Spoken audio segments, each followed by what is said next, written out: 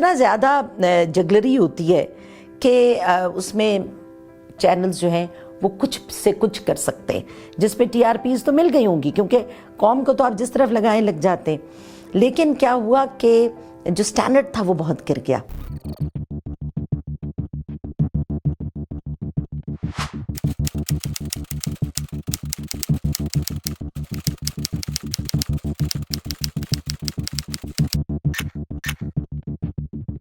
اس وقت morning transmission کے لیے خاتون اینکر کی تلاش جاری تھی۔ مستنصر حسین تارڑ صاحب اپنا مورچہ سنبھال چکے تھے، ٹرانسمیشن شروع ہو چکی تھی، لانچ ہو گیا تھا daily morning transmission, D M T کہتے تھے اس کو۔ میں نے تو خبروں کے لیے آڈیشن دیا، وہ بس وہ ہوتا ہے کہ بائی ورڈ آف ماؤتھ کسی نے کہا کہ جی ان کی اردو بھی بہت اچھی ہے تو ریڈیو پہ اردو کا پروگرام کرتی ہیں، تو ان کو خالد محمود زیدی صاحب سے، اللہ تعالیٰ انہیں جنت نصیب کرے، ان سے ملوا دیتے۔ تو میری ملاقات کروائی گئی تو انہوں نے مجھ سے کہا کہ نہیں ابھی آپ نا ایک چھوٹا پروگرام 10 منٹس کا یا 7 منٹ کا کیجئے، جس میں آج کا کالم کے لحاظ سے 2-3 ہی کالمز ابھی ریکارڈ کیے ہوں گے۔ تو مجھے زیدی صاحب نے کہا کہ آپ آیا کریں اور دیکھا کریں کہ مستنصر کیسے کرتے ہیں پروگرام۔ مختصراً یہ کہ جی میرے آڈیشنز ہوئے اور ڈرائی ریہرسلز ہوئیں، یعنی ٹائم لگا، یہ نہیں تھا کہ ایک دن مجھے بٹھایا اور دوسرے دن آن ایئر کر دیا۔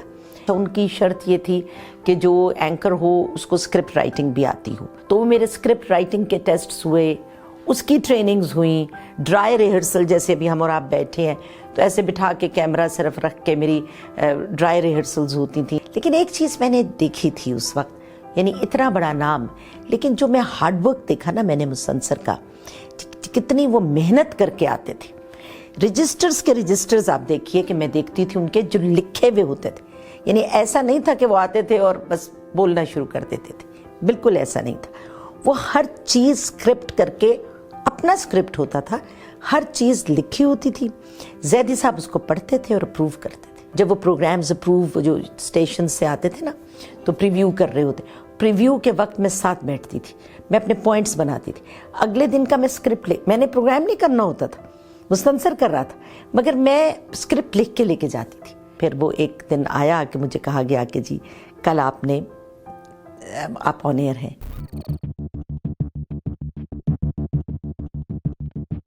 جو ہمارے جو پروڈیوسر تھے، ایگزیکٹو پروڈیوسر اس پروگرام کے، وہ خالد محمود زیدی صاحب تھے اور انہی کے ہاتھ میں ساری مطلب ایک گیم ان کے ہاتھ میں تھی۔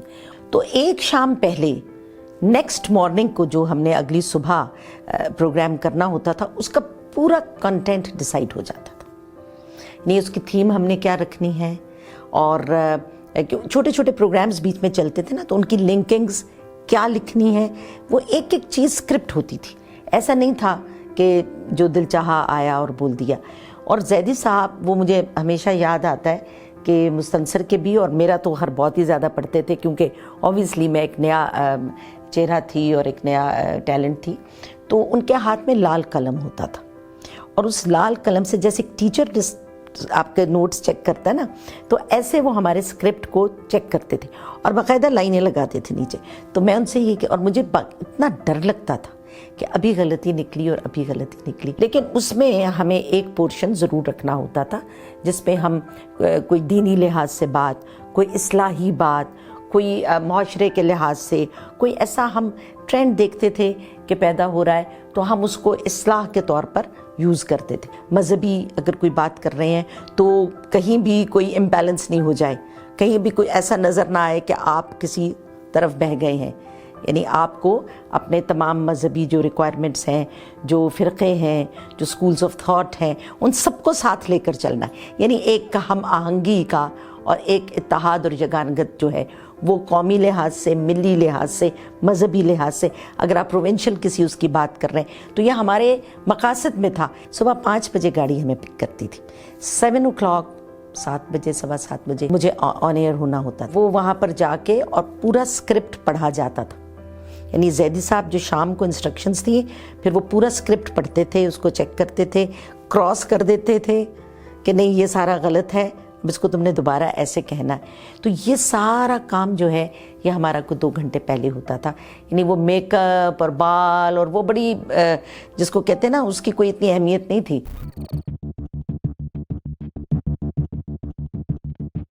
پاکستان ٹیلی ویژن جو ہے وہ کیونکہ ایک اسٹیٹ ٹیلی ویژن ہے تو اس کی اپنی ایک ریکوائرمنٹس ہوتی ہیں نا. اس میں یہ نہیں ہے کہ انٹ کا شنٹ آپ جو دل چاہے بول جائیں اور کوئی پوچھنے والا نہ ہو, ایسا نہیں ہے. تو ابھی تو ڈیفینیٹلی سب کچھ ہو رہا ہے. یہی چیز تھوڑا سا تنگ کرتی ہے کہ یہ دیکھیں ہم جب بیٹھے ہوتے ہیں کیمرے کے سامنے, ہم جب بات کر رہے ہوتے ہیں تو ہمارا سننے والا جو ہے وہ ہمیں سب کچھ سمجھتا ہے. جب آپ کیمرے کے سامنے بیٹھیں تو آپ یہ سوچیں کہ آپ اس وقت کون ہیں. آپ اس وقت وہ مائنڈ سیٹ ہیں کہ جو معاشرے کا مائنڈ سیٹ ہے. آپ اس وقت اسپوکس پرسن ہیں, نوجوانوں کے بھی, بوڑھوں کے بھی, بزرگوں کے بھی, گورنمنٹ کے بھی, اسٹیٹ کے بھی. یعنی آپ اپنے پورا ایک فلسفی آف لائف جو ہے اس کے اسپوکس پرسن ہیں. چاہے وہ ڈرامہ ہے, چاہے وہ کوئی ٹاک شو ہے, چاہے وہ مارننگ ٹرانسمیشن ہے. یہ ذمہ داری آپ کے جو لفظ منہ سے نکل رہے ہیں ان میں نظر آنی چاہیے, جس کو میں مس کرتی ہوں. مسئلہ یہ ہے کہ وقت واقعی بہت تیزی سے بدل گیا نا. ابھی اسپانسرز آ گئے ہیں بیچ میں, ہر پروگرام کے اسپانسرز ہوتے ہیں. اب جب برانڈز آ جاتے ہیں تو ان کی ریکوائرمنٹ آ جاتی ہے اور ان کی پرائرٹیز آ جاتی ہیں. یہاں تک کہ جو اینکر کی سلیکشن ہے, جو کمپیئر ہے یا اینکر کی سلیکشن ہے, پریزنٹر جو ہے اس کی سلیکشن, جو گیسٹس آ رہے ہیں ان کی سلیکشن, جو پارٹیسپینٹس ہیں وہ بھی آپ کا اسپانسر جو ہے وہ اس کے اپروول پر اور اس کی پسند ناپسند پر ہے. پھر TRP. اب رمضان میں بھی مطلب مجھے بڑی حیرانی ہوتی ہے, میرے لیے تو ایک آئی اوپننگ چیزیں ہیں یہ, کہ رمضان میں TRP کا سب سے زیادہ رول ہے کہ کس کی سحری ٹرانسمیشن زیادہ ٹاپ پہ جا رہی ہے, کس کی افطاری ٹرانسمیشن زیادہ ٹاپ پہ جا رہی ہے. اور اس سب کے لیے اتنا زیادہ جگلری ہوتی ہے کہ اس میں چینلز جو ہیں وہ کچھ سے کچھ کر سکتے ہیں, جس پہ TRPs تو مل گئی ہوں گی کیونکہ قوم کو تو آپ جس طرف لگائیں لگ جاتے ہیں. لیکن کیا ہوا کہ جو سٹینڈرڈ تھا وہ بہت گر گیا.